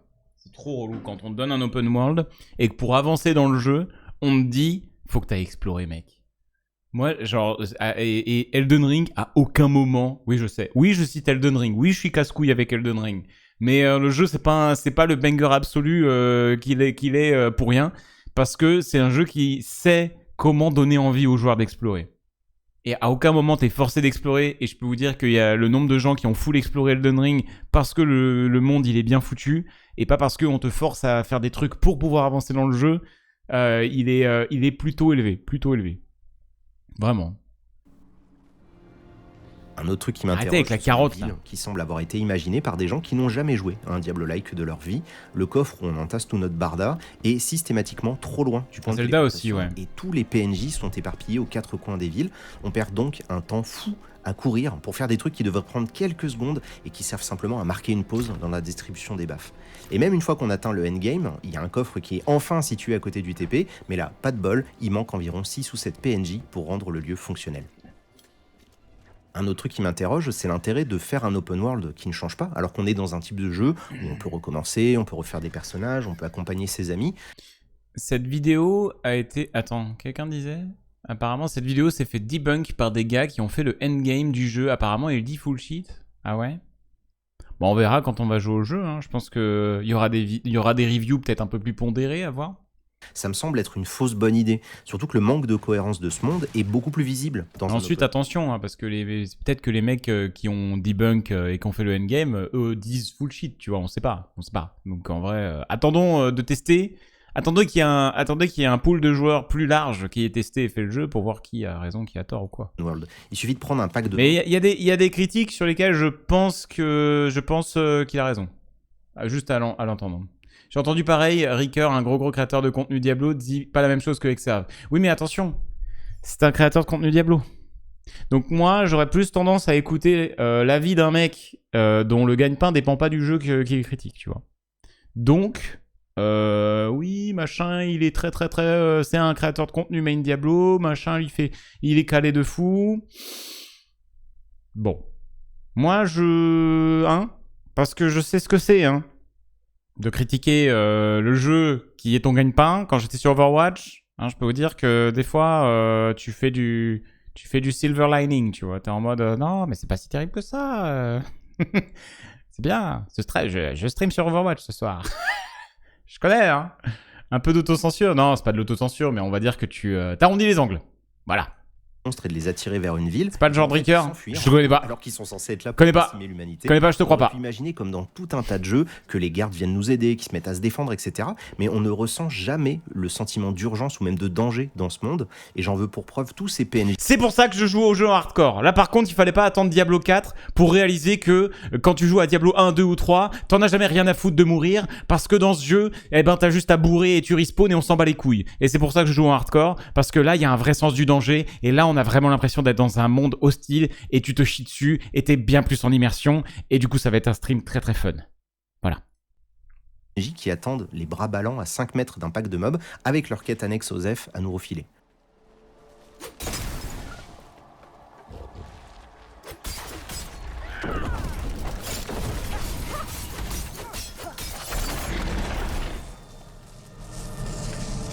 This doesn't make any sense. I checked on them a few days ago. These are Cecil's grandchildren, they... Check around. Suffit de regarder Shaw avec Warzone, il a osé critiquer. Quoi? Comment ça? He wouldn't have let this Il s'est passé quoi avec Shaw? Et donc sous l'open world, il y a les donjons, c'est un peu le seul endroit où on va constater un tout petit peu de génération procédurale. Avec le temps de jeu que j'ai déjà, en fait j'ai fait le tour des configurations possibles et surtout le tour de toutes les missions qu'on doit remplir pour valider chaque donjon. Il y a plein de variations de chercher une clé pour ouvrir une porte, avant en général de devoir soit aller tuer un boss, soit beaucoup trop souvent à mes yeux, tuer tous les ennemis du donjon un par un, ce qui est particulièrement fastidieux et chiant, vraiment il n'y a pas d'autre mot. Tu devrais pas regarder ce genre de vidéo, tu vas te faire un préavis bien biaisé d'un jeu que tu vas faire quoi qu'il arrive. Non, non, non, non, non. Mais ça va, hein, tu sais, à mon âge, je peux regarder une vidéo critique sans avoir mon avis façonné par cette vidéo. Et de toute façon, moi je vais pas jouer au même jeu. Hein. Moi je vais pas du tout jouer au même jeu. Hein. Moi je vais jouer en hardcore. Hein. Donc je joue pas au même jeu. Hein. Pour moi, c'est deux jeux différents. Diablo 4, hardcore découverte à l'aveugle, c'est complètement un autre jeu que Diablo 4 normal. Hein. Ça n'a rien à voir. Il a critiqué la vidéo trailer des Worlds et il s'est fait démolir par Activision. Tiens, tiens, tiens. D'accord. Heureusement, on voit le petit point rouge des ennemis sur la carte pour les trouver, mais bon, l'ergonomie de toute façon elle est infernale dans Diablo 4. C'est le seul jeu du genre à ma connaissance qui ne propose pas une option avec une carte en surimpression. Alors que c'est un truc inventé par Diablo premier du nom. Oui, c'est vrai ça. Repris par tout le monde depuis. C'est vrai, je cherchais l'option et ça y était pas. La carte. Et dans la même idée, les stats, qui sont quand même importantes, sont cachées dans un sous-menu et il faut ouvrir un menu spécial pour choisir les skills à mettre dans la barre, etc. Vraiment, j'exagère à peine, il suffit de jouer quelques heures à Diablo 4 pour voir les problèmes d'ergonomie, donc j'espère que c'est quelque chose qui sera corrigé après la sortie. Bon après, la carte pas en surbrillance, c'est pas non plus dramatique comme jeu. Bon, après, je suis pas un gros connaisseur de ce genre de jeu, donc peut-être que je suis trop indulgent.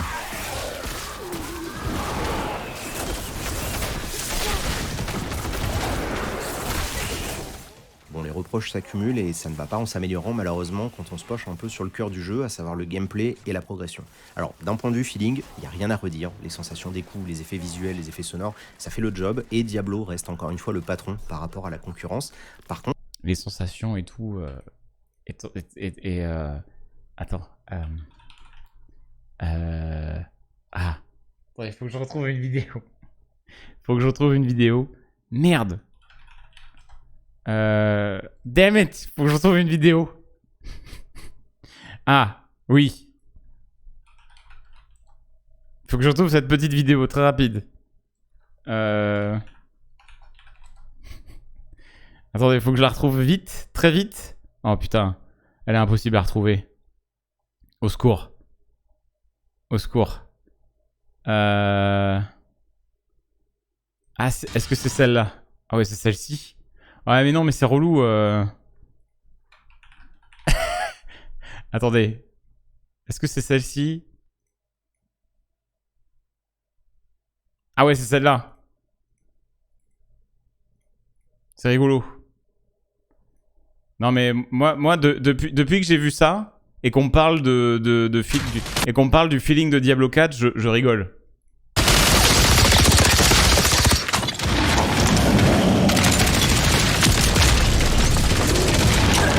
Je rigole fort.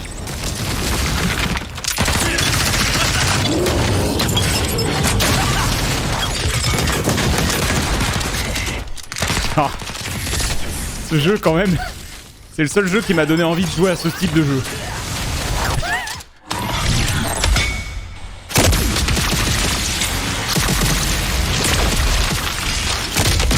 Voilà. Voilà.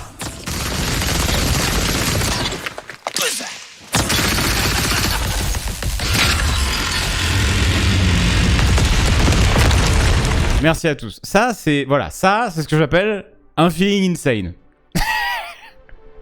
Mais bon. Ah, j'aime bien me la remater de temps en temps parce que c'est quand même une dinguerie. C'est quand même une dinguerie. Mais après, j'ai pas joué au jeu plus que ça. J'avais testé vite fait à la sortie. Mais le problème, c'est le farming et tout, c'est tout le reste. Mais en termes de feeling, je trouve ça, mais insane. C'est juste insane. C'est mi-jeu, mi-concert de dubstep, un petit peu. Un petit peu. Mais ouais, je sais que c'est farm.com. Mais c'est trop dommage parce que c'est... Bah, et c'est comme les jeux coréens à chaque fois, ça en fout quoi. Ça en fout, feeling incroyable comme Black Desert, comme plein d'autres trucs. Mais putain, quand t'es dedans après, c'est... T'es là, bah je vais faire ça 1 milliard d'années et puis voilà quoi, j'ai envie de pleurer quoi. C'est relou. Mais bon, bref. Quand tu regardes ensuite le gameplay Diablo 4, oui bon... c'est quand même minimaliste. Là aussi, on voit beaucoup d'incohérences. Je vais notamment revenir sur cette idée de maintenir la puissance des monstres identique à la nôtre tout au long du jeu, sauf la fin évidemment. C'est une très mauvaise idée et je vous ai fait des petits schémas pour appuyer mon propos. En gros, dans un jeu lambda, il y a des paliers. On peut imaginer des marches d'escalier avec un passage soudain d'un palier à un autre. Et nous, de notre côté, on sera parfois plus fort, mais le plus souvent, on va être moins fort que les ennemis. Donc on va jouer pour un peu à peu se rapprocher d'eux, puis les dépasser, ce qui nous donne au passage cette sensation de puissance typique des Diablo qui dure jusqu'au prochain palier. Mais là, dans Diablo 4, on n'a pas des marches, puisqu'on a 2 lignes droites parallèles, en gros, ce qui fait que même quand on gagne en puissance, en fait, les ennemis aussi. Ouais. Et ça se traduit notamment par la sensation qu'on passe le même temps sur chaque pack de monstres, pardon. Et quand on gagne un niveau, le jeu nous dit bravo, vous êtes plus fort, etc. Mais en fait, les ennemis aussi. Donc on a un ressenti qui est un vrai problème. À celui qui est désiré. On se sent moins fort qu'avant, car on doit sans cesse courir après la puissance des monstres. C'est pas la fin du monde, évidemment, mais sans ce feeling, je trouve qu'on passe à côté d'un des trucs qui me font aimer ce style de jeu. Après, est-ce que en optimisant ton build, tu deviens pas quand même plus fort ? Parce que oui, le level scaling, mais si tu développes ton personnage et que certes les ennemis tapent un peu plus fort et que toi ainsi tu tapes un peu plus fort, mais que tu optimises tes trucs, bon, j'imagine tu fais quand même plus mal en termes de puissance relative. Et d'ailleurs, le problème était déjà le même dans Diablo 3, vu que la progression des monstres était également calquée sur la nôtre. Sauf que l'équipe à l'époque est parvenue à contourner tout ça en faisant de Diablo 3 un jeu de contre-la-montre. Tout est absolument chronométré dans D3, et donc si on fait le même contenu, on y passe 5 minutes, puis ensuite on y passe 3 minutes, ça veut dire qu'on a gagné en puissance puisqu'on va plus vite. C'est pas une solution qui est idéale à mes yeux, mais ça marche tant bien que mal, alors que là, Diablo 4 les petites vagues. A revu le rythme du jeu pas mal à la baisse, tout est beaucoup plus lent, et il n'y a pas de chrono partout, donc on n'a pas vraiment cette sensation de puissance. On va maintenant passer aux différentes classes qui sont disponibles à la sortie. Bien entendu, tout est susceptible d'évoluer d'un point de vue purement numérique, et donc ma vidéo pourra tout à fait être caduque d'ici 1 ou 2 ans. Ce que je sais par contre, c'est que l'ossature même du jeu ne va pas changer du jour au lendemain, et il faudra sans doute attendre très longtemps si ça ne vous convient pas comme moi. Si vous trouviez que Diablo 3 manquait de richesse et de diversité... Ah ouais, non, j'étais pas au courant pour chaud. Dites-vous que Diablo 4 en a légèrement moins. C'est dégueulasse. D'une part, il n'y a que très peu meilleur joueur de du monde compétences actives, et surtout, le problème des ensembles d'équipements qui étaient présents dans Diablo 3 revient sous une forme tout à fait inattendue dans ce que j'appelle le bonsaï de talent. En gros, le dernier nœud de chaque classe comprend ce qu'ils appellent des passifs principaux qui, sur le papier, devraient vous permettre de renforcer votre build. Le truc, c'est qu'on ne peut en avoir qu'un seul à la fois, et ils ont tendance en fait à réduire vos choix en matière de build plutôt que de les encourager. Dans la même idée, en fait, on ne peut avoir qu'une seule compétence ultime, et donc là encore, ça limite tout simplement la richesse des builds. Si on prend l'exemple du... Le problème d'Exerve, c'est qu'il avait beaucoup trop d'attentes sur le jeu et qu'en général, on l'a déjà vu par le passé, quand il n'aime pas un truc, il a tendance à bien descendre le jeu. Faut voir comment il a détruit Wolong parce qu'il a jamais réussi le premier boss. Alors Wolong, je pense simplement qu'il a peut-être été trop vite saoulé, mais après, il a pas vraiment fait une vidéo test, non? De Wolong, je crois pas. Hein.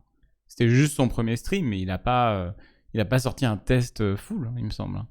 Mais après, Après, pour le moment, je suis plutôt d'accord avec pas mal de points, mais ensuite, il y en a d'autres où moi, je connais pas assez le jeu pour réellement dire si oui ou non, tu vois, pour réellement dire si oui ou non, je suis d'accord. Ah bon, il a fait une vidéo test? On peut jouer foudre, feu ou glace par exemple, mais à partir du niveau oui. 32, il faut soit se focaliser sur un seul élément, soit accepter de perdre en puissance sur les éléments qui ne sont pas concernés par les effets du passif. Je vais spécifiquement prendre le build de Il y a un Marog. passif En sur New. exemple, j'ai jamais réussi à changer de build tellement le passif principal réduit mon champ des possibles en fait. En gros, j'ai pris une compétence ultime qui était un piège et je peux le placer en théorie toutes les 50 secondes, il fait très mal. Sauf que le passif qui est lié au piège me permet de réduire drastiquement son cooldown et en moyenne au final je l'utilise toutes les 6 à 8 secondes. Du coup j'utilise que des pièges pour provoquer cet effet le plus souvent possible et exploiter le passif et donc ne plus jamais jouer autre chose. Je vais finir mes exemples avec le druide. Soul Insane, il a eu une bonne critique du truc. Ou en loup. Le truc, c'est que la forme de loup, en fait, elle ne propose que très peu d'options liées à la survie. En gros, on va pouvoir se soigner en tapant, c'est un peu tout. Alors que les passifs qui sont liés à la forme de l'ours nous rendent non seulement plus résistants, mais au passage plus forts. Donc, ok, c'est cool de tuer plus vite les mobs quand on est en loup, mais à quoi bon si on meurt tout le temps? Donc c'est pour ça, les passifs principaux... Soul, c'est un créateur 100% Diablo. Système de jeu. Moi, je pense un créateur qui serait intéressant. En fait, pour moi, le gars où je serais en full trust sur son avis, c'est un gars qui ponce Path of Exile et qui adore Diablo et qui a ponce Lost Ark, qui vraiment ponce tous les hack and slash. Genre, c'est son genre. Mais il n'est pas que Diablo ou il n'est pas que Path of Exile. Genre, pour moi, il faut quelqu'un qui ponce vraiment tout ça. Exerve. Ah ouais, Exerve, il fait que ça? Aldé? Ouais, Aldé. Ah, Soul Insane, il fait les autres. Il fait pas que du Diablo. Les gars de Max Roll. Soul Insane. Je connais pas du tout Soul Insane. Ok. Il ponce tous les hack and slash. Ok, du coup, je pense que sa vidéo critique doit être intéressante. On va dire de la substance à mon intuition. Je suis allé comparer le nombre de compétences dont on dispose dans Diablo 2, Diablo 3. Mais Exerve, moi Exerve, je le catégorise plus comme à la base Souls, genre un joueur de Souls plus qu'un joueur de hack and slash. Après, peut-être qu'il a aussi énormément d'heures sur les hack and slash. Mais moi, en tout cas, de ma perception, je l'ai connu pour tous ses guides sur les Souls, mais pas sur son contenu sur des Diablo-like. Exemple de la sorcière. Par contre, un peu de respect, s'il vous plaît, dans le chat. On reste respectueux, s'il vous plaît. Qui était présent depuis le 2. JDG te critique pour ton conseil sur les deux PC. Oui, écoutez, on verra. Alors, attendez. Donc, on parle bien de JDG qui, la plupart du temps, c'est lui qui a un problème technique et qui n'arrive pas à faire marcher un truc et qui a son PC qui explose parce qu'il n'arrive pas à faire tourner Star Citizen. C'est lui qui critique mon fonctionnement double PC qui me permet de stream n'importe quel jeu quand il sort sans aucun bug. Je vais m'énerver, hein. J'ai déjà dit que c'est de ta faute. Comment ça, c'est de ma faute? PC à 7000 balles. Moi, j'ai 2 PC Alienware. Alors, qui sont peut-être en cumulé à 7000 balles. Mais, en attendant, j'ai aucun problème. D'accord? La dernière soirée du lundi, ça t'a bien trash talk. Ah c'est super. Je comprends pourquoi je suis pas réinvité. Dans Diablo 2, elle dispose de 110 points de compétences à distribuer entre 30 compétences actives, qui sont également des compétences passives. JDG est plus âgé, donc c'est lui qui a raison. Elle dispose de 26 compétences actives, qui chacun ont en fait 5 variétés. Je pense qu'il y a un souci entre l'écran et la chaise, moi. Et dans Diablo 4, les sorciers, ils ont 58 points à distribuer entre 22 compétences actives et une vingtaine de passifs. Donc il y a bêtement moins de variétés et de choix dans Diablo 4 qu'il n'y en avait dans le 3. Alors évidemment, les 3 jeux n'ont pas tout à fait la même logique dans la progression. Ils ont parlé du fait que je voyais l'avenir avec Overwatch. Ah non, mais moi, tous les jeux auxquels je touche, ça devient de l'or. Hein. Overwatch, Star Citizen, Anthem, tous des bangers absolus. Non, par contre, ça se valide pas avec Elden Ring. Je suis désolé, Elden Ring, je suis un des ses plus fervents défenseurs sur le Twitch FR. Et c'est un banger absolu et ça ne va que vers le haut. un petit peu à sa sauce l'arbre de Diablo 2, c'est quand même dingue que Ne nous ruine pas BG3, on est non. de variété et de compétences qu'un jeu qui était sorti il y a 20 ans. On a un jeu qui est censé parler à des néophytes, mais pas vraiment, et qui n'est pas suffisamment riche non plus pour contenter les vétérans comme moi. Donc j'imagine que ça va évoluer, hein, évidemment, Rome ne s'est pas faite en un jour, mais pour un jeu qui est vendu plein pot, avec des Battle Pass et toute une stratégie de jeu-service sur la durée, etc., Cyberpunk, ça m'interroge encore. Cyberpunk, c'était très bien. Du studio. Bon, attendez, on se concentre sur la vidéo là. Là, vous êtes dispersés dans le chat. Un jeu-service s'appuie essentiellement sur le contenu endgame, donc qui intervient après la fin du jeu. C'est censé nous tenir en haleine pendant des mois, ou à minima juste suffisamment pour débloquer tout le contenu d'un Battle Pass, ce qui est censé prendre 80 heures environ d'après les devs. Donc si vous envisagez de jouer à Diablo 4 dans cette optique, la campagne va être une espèce de formalité pour vous, et donc le début du farm arrive environ au niveau 45. Première mauvaise nouvelle, ce n'est qu'en débloquant le 3e tiers de difficulté, appelé Cauchemar, qu'on a accès aux équipements les plus puissants et une partie du contenu endgame. Pour le débloquer, on doit en fait finir un donjon qui est niveau 50, et ensuite les monstres en Cauchemar passent directement de 50 à 53, et vraiment on sent la différence, croyez-moi. On doit donc en fait grinder des niveaux sans autre raison que de réduire notre retard, qui a été décidé encore une fois arbitrairement. Il est stylé ce boss. Alors qu'il nous avait habitués jusque-là à adapter le niveau des monstres au nôtre. Donc pour moi, voilà, on a encore une contradiction.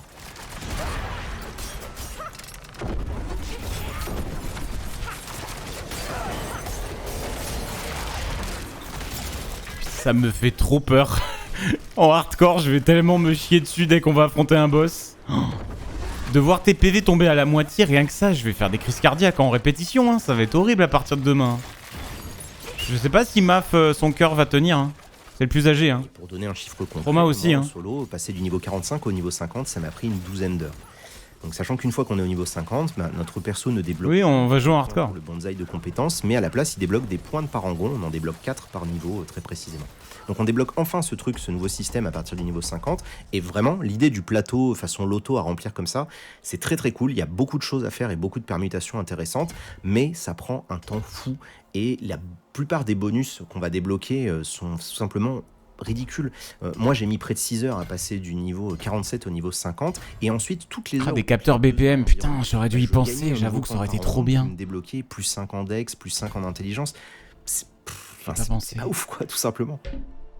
Donc vraiment, si l'équilibrage du jeu reste tel que je l'ai connu dans cette version presse, préparez-vous à des heures et des heures de farm. Si le pop du boucher, il va pop, je vais monter à 140. Plateau de parangon, ou pire, débloquer un deuxième plateau. Et ça pourrait être ok, si vous voulez, si le contenu valait le coup, mais d'une part, ils ont repris en fait à l'identique un des contenus du mode aventure de Diablo 3. On fait des missions dans une région, une fois qu'on a rempli une jauge, on va parler à un truc, on récupère une cache, il y a des objets dedans, et on recommence en boucle. Il y a un truc qui est quand même assez sympa, qui se débloque du coup à partir du niveau 53, ce sont les invasions de Légion Infernale, ils appellent ça. Je peux peut-être en gros, il y a une commander, région qui devient toute rouge, et les monstres se mettent à lâcher une monnaie spéciale qui permet d'ouvrir des coffres avec des récompenses assez cool. Le truc c'est qu'on perd de la monnaie quand on meurt, ou après une heure, puisque c'est une rotation des régions. Et donc, sur le principe, c'est très sympa, ce système-là, sauf que ça ne marche uniquement que pour la surface de l'open world. Pas les donjons, pas les mini-maps, les grottes, les trucs comme ça. Donc, bah, on court simplement de pack en pack à la recherche d'ennemis, et ça méritera, je pense, quelques ajustements pour être vraiment beaucoup plus fun une fois que le jeu sera sorti. Ah, Juice, il en a un? Ah putain, je vais lui demander. Trop bien. Elle est belle l'armure. Pour finir ce petit tour d'horizon du endgame, il y a du PVP également que j'ai pas pu tester pour des raisons évidentes il n'y a pas assez de monde sur les serveurs. Même raison pour les World Boss. J'y suis allé en solo pour rigoler. Bon, sans surprise, c'est un énorme sac à PV, donc il m'aurait fallu sûrement 24 heures pour la tuer. Le dernier truc, ce sont les donjons cauchemars, et ça, j'ai pas testé, mais... Et ça, je suis désolé, je l'avoue, c'est parce que j'avais pas envie de continuer de jouer 10 ou 20 heures sur un compte temporaire, c'est-à-dire avec une progression qui sera supprimée au moment où vous l'écoutez, alors que je m'amuse pas dans Diablo 4. Donc je suis pas convaincu, si vous voulez, par ce endgame non plus. Alors il va sans doute évoluer, mais ça va prendre un certain temps. Et à mon sens, Diablo 4 à la sortie, il manque vraiment d'armes pour rassasier les streamers qui vont le poncer H24 pendant des semaines et qui participent en fait indirectement au succès du jeu. Ah. Bah, si on est en hardcore, hein, moi, vous inquiétez pas qu'on va s'amuser. Hein. Bon, par contre, ça va peut-être durer pas plus de 3 jours. Mais ça va être 3 jours intenses. Ça va être super. J'ai tellement J'ai peur de voir cet mentionné, écran. cette idée que les choses prennent beaucoup de temps et de plus en plus de temps dans Diablo 4, au point d'évoquer beaucoup plus un MMO à mes yeux qu'un Diablo-like. Et évidemment, le même constat se fait avec l'économie et l'artisanat. On passe de Diablo 3 où on était riche en quelques secondes à plus savoir quoi faire de notre or, à un jeu où à l'inverse, on doit être en permanence en train de choisir entre recycler ou vendre les items qu'on trouve au sol. L'or, en fait, il provient à 99% de la vente des objets qu'on trouve par terre, et la moindre opération d'artisanat va coûter un bras. Enlever une gemme, améliorer un objet, modifier ses propriétés, lui ajouter un affixe légendaire, ouvrir une chasse, tout ça coûte énormément cher, et donc on a besoin également de matériaux qu'on n'obtient qu'en recyclant les objets qu'on trouve au sol. Et là où c'est pervers en plus, c'est que si on recycle un item légendaire par exemple, eh ben, l'obtention d'un matériau légendaire, elle n'est pas garantie, c'est du hasard. Donc ça sera sûrement patché, parce que ça va faire gueuler, c'est sûr et certain, mais ça montre bien encore une fois l'orientation du jeu et le manque de Ouais, vision. mais c'est bien le Pour fait moi, que en tu fait, sois c'est pas évident, ce qu'ils sur veulent pas, richissime. c'est que, il faut Parce que jouer plus, c'est naze il faut quand jouer t'as un plus, il faut milliard de rester thunes plus et que tu longtemps, sais pas quoi en alors qu'on foutre. obtient moins que ce qu'on avait auparavant.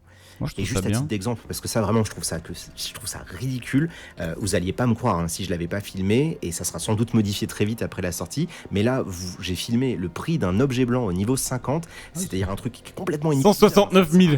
Ça coûte un rein, et regardez à comparaison le prix que je peux vendre un item légendaire. Il faut que je vende 2 ou 3 items légendaires pour m'acheter un item blanc tout pourri. Et si vous voulez habiller votre cheval, alors là c'est encore pire, il faut carrément contracter un emprunt sur 10 ans.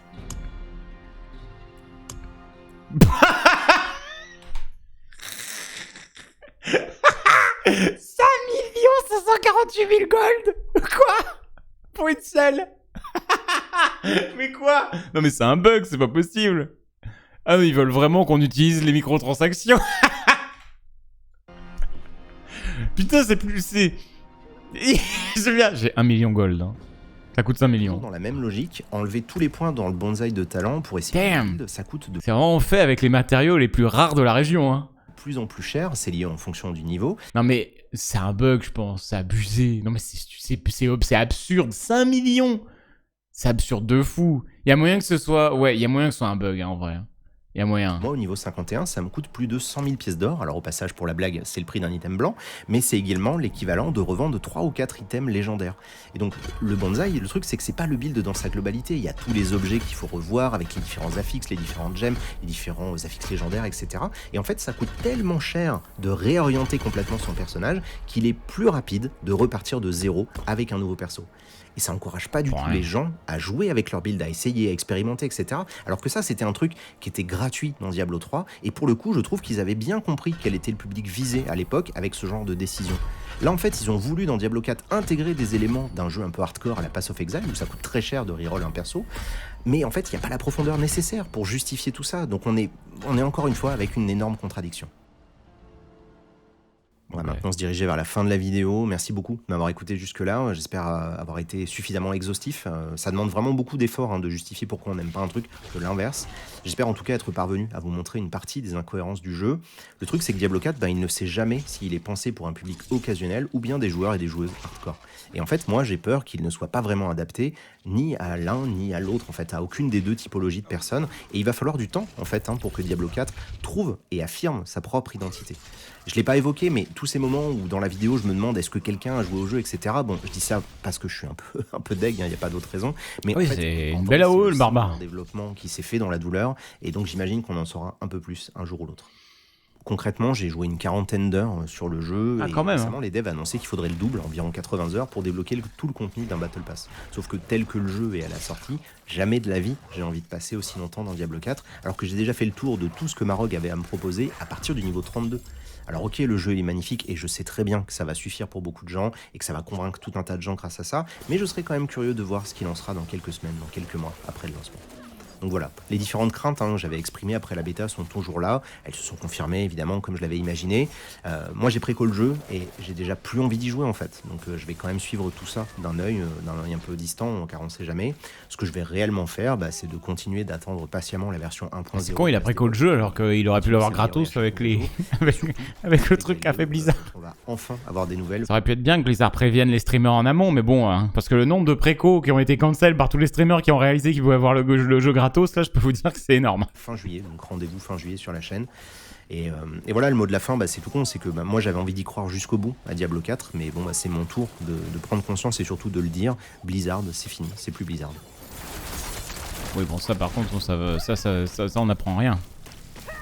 Ça, on le savait.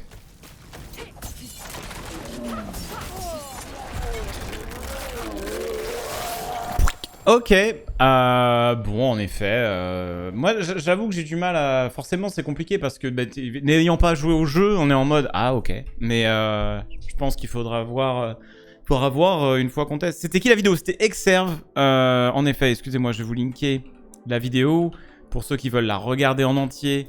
C'était Exerve qui fait plein de vidéos tests, qui couvre plein de jeux. Il a notamment fait plein de guides ultra utiles sur les Souls que je vous recommande chaudement. Moi, c'est pour ça que je suivais beaucoup Exerve.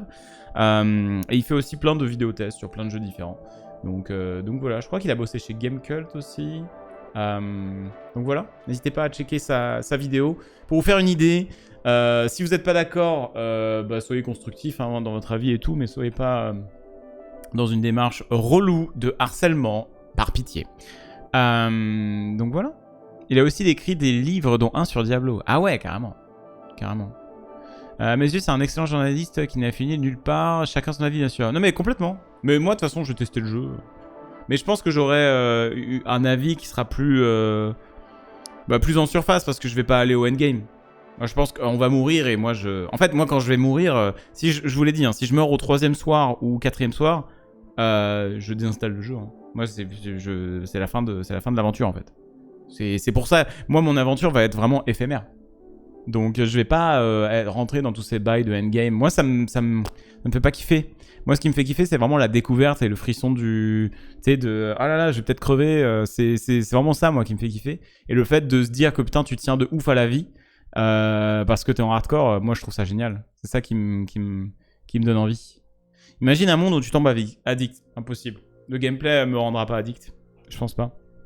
Mais peut-être que l'aventure hardcore, je vais être vraiment à fond dedans. Je me connais, je pense que je vais être à fond dedans. Je vais essayer d'optimiser à fond. Je vais faire attention à tout.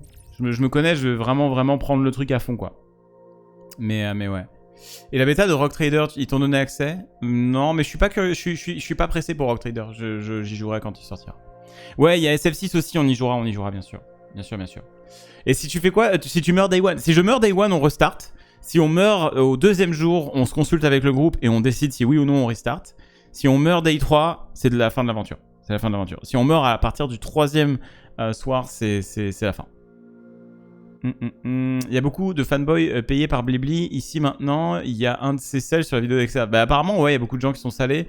Mais je sais pas. Hein, apparemment, il y a un gars, il y a un streamer qui est affilié avec Blizzard, qui a été hyper critique et qui a été très toxique dans sa réaction à la vidéo d'Exerve. Bon, ça, j'ai envie de dire que c'est un truc entre eux, quoi. Mais c'est un truc isolé, quoi. En fait, le problème, c'est... Enfin, j'ai vu le tweet d'Exerve. Le souci dans son tweet, c'est qu'au début, il dit qu'il y ait des gens qui sont payés, affiliés avec Blizzard, qui me chient dessus et tout. Et ensuite, dans la suite du tweet, il dit que ce streamer... Et du coup, tu te rends compte que c'est un problème entre lui et un autre gars. Et que c'est pas tous les streamers qui font une OP avec Diablo. Parce que moi-même, j'ai une OP avec Diablo. Hein. Genre, j'ai prêté ma voix pour des chroniques sur JVcom. Où je parle du monde de Diablo. Où je présente vraiment le lore, l'histoire et tout, quoi. Et un petit peu le monde de Diablo 4. Donc moi-même j'ai eu ça, tu vois. Mais le problème c'est que ça nous met tous dans le même panier. Et c'est toujours ça l'erreur. C'est comme quand quelqu'un fait un post sur Twitter. Et ça c'est... En vrai c'est important de s'éduquer vis-à-vis de ça sur Twitter. Si tu fais un tweet ou un truc, tu vois, et que quelqu'un te répond vraiment le truc problématique... Et que toi, du coup, tu fasses un tweet derrière. On peut plus faire ça parce que maintenant, il y a des gens qui disent ça. Et en fait, littéralement, les gens vont penser « Ah putain, plein de gens t'ont envoyé un message comme ça. » Alors que littéralement, juste une personne t'a cassé les couilles. Et le problème, c'est que tu crées une sorte de... Comme s'il y avait deux camps, tu vois. Alors qu'à la base, c'est juste une personne en particulier qui t'a fait chier. Et c'est un truc personnel, tu vois. Donc, bon, moi, de ce que j'ai vu là, sur son tweet, en tout cas, c'est que c'est une personne qui l'a pris à partie et qui lui a tiré la manche vis-à-vis du fait que c'est un streamer qui est affilié Blizzard et tout. Il n'y a pas de quoi de se dire... Et en fait, c'est totalement différent de... Oh putain, tous les streamers qui font des OP avec Blizzard, ils disent que la vidéo d'Exerve, c'est de la merde. Il y a un monde entre ces deux trucs-là, tu vois. Il y a un monde. Mais c'est pour ça, quand vous entendez parler de ce genre de bail, allez faire vos recherches, lisez un petit peu. Faites-vous votre avis aussi. Et bon, parce que là j'ai l'impression que ça prend un peu une rumeur. Au début quand les gens m'en ont parlé dans le chat, ils étaient en mode ouais machin, il y a des streamers qui... Il y a des streamers affiliés qui chient dessus et tout quoi. Mettre tout le monde dans le même panier, oui non ben bon voilà, c'est la généralité du soir. Mettre tout le monde dans le même panier, c'est pas la bonne idée.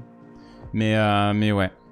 J'ai loupé les annonces. L'annonce du soir, c'était partenariat avec Holzkern, marque de montres très stylée, des montres en bois en pierre.